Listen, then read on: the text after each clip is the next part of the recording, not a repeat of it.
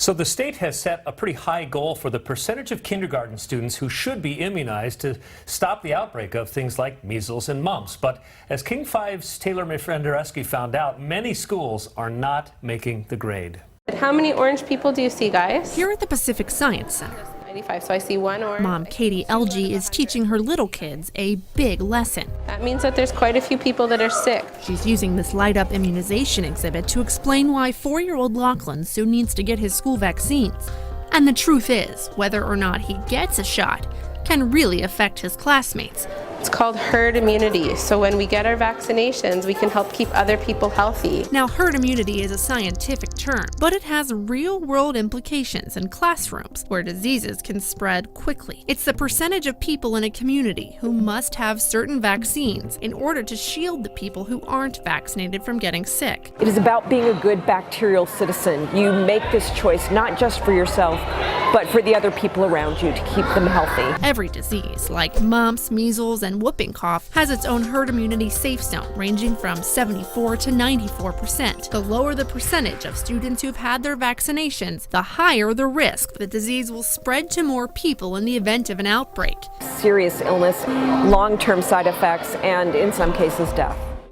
Now, to prevent that from happening, Washington state officials set a goal for schools to have 95% of their kindergarten students completing all immunizations. At that completion rate, public health experts feel confident that they can minimize the spread of the disease to others. But a King 5 analysis of Department of Health data spanning back 20 years found that statewide, we've never reached that goal.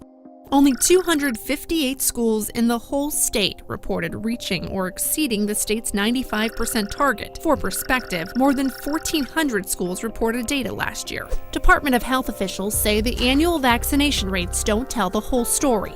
They said the numbers only reflect a moment in time and don't account for the kids who are late in turning in paperwork. Some students might get their shots later in the school year, for example, weeks or months after the deadline. Still, the goals are set for a reason: to protect kids and adults who can't get immunized because of allergies or weakened immune systems, and even people who've had their shots. So now for the big question: do Washington students face an increased risk of getting sick during a school outbreak? Here's the good news. More kindergarten students get their shots than students who don't, but there are some schools far below the herd immunity safe zones for some diseases. Public health officials say their data alone can't calculate how urgent or accurate the risk is, but they're always concerned when they notice large numbers of unimmunized students clustered together in school settings. It's why the Pacific Science Center is trying to reach people through this exhibit, to spread the word that we all have a responsibility to protect one another from an outbreak, even 4-year-old Lachlan. Now, every year, Washington sees small and localized outbreaks of whooping cough and larger outbreaks every 3 to 5 years.